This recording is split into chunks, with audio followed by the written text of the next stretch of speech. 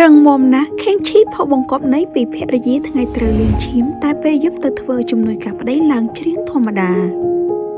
បើគិតមកដល់ពេលនេះរយៈពេលប្រមាណ7 ខែមកហើយដែលតារាចម្រៀងរ៉េប King Chi បានប្រកាសពីសុខទុក្ខជំងឺរបស់ភរិយាដែលត្រូវលៀងឈាមជាប្រចាំនិងត្រូវវះកាត់បដូរក្រលៀនផងនោះក្រោយពីទទួលបានដំណឹងនេះហើយគេបានឃើញមហាជនអ្នកគាំទ្រនិងមិត្តសិល្បករជាច្រើនបានចូលរួមជាចំណែកមួយជួយសម្រួលដល់ King Chi ក្នុងការព្យាបាលភរិយាតាមរយៈការជូនជាថវិកាដល់លោកផងដែរដោយឡែកក្រោយពីបានព្យាបាលជំងឺដោយការលៀងឈាមបានមួយរយៈអ្នកនាង Manoline ភរិយាតារាចម្រៀងរ៉េប King Chi ក៏តែងបង្ហាញពីស្ថានភាពជំងឺរបស់អ្នកនាងជូនដល់មហាជននិងមិត្តភ័ក្តិនៅលើបណ្ដាញសង្គមផងដែរម្យ៉ាងវិញទៀតកាលពីពេលថ្មីកន្លងទៅនេះភរិយាតារាចម្រៀងរ៉េបខាងលើក៏បានឲ្យដឹងថាអ្នកនាងបានប្រសើរខ្លះហើយត្រៀមទៅព្យាបាលនៅក្រៅប្រទេសផងដែរយ៉ាងណាមិញអ្វីដែលកំពុងទៅធ្វើឲ្យមហាជនសរសើរដល់ភរិយាតារាចម្រៀងរ៉េប King Chi នោះខណៈដែលខ្លួនកំពុងមានសុខភាពមិនរឹងមាំក្តីប៉ុន្តែអ្នកនាង Manoline បានបំពេញតួនាទីយ៉ាងល្អដូចដើមក្នុងការមើលថែយកចិត្តទុកដាក់ស្វាមីពេលចេញទៅធ្វើការខាងក្រៅម្ដង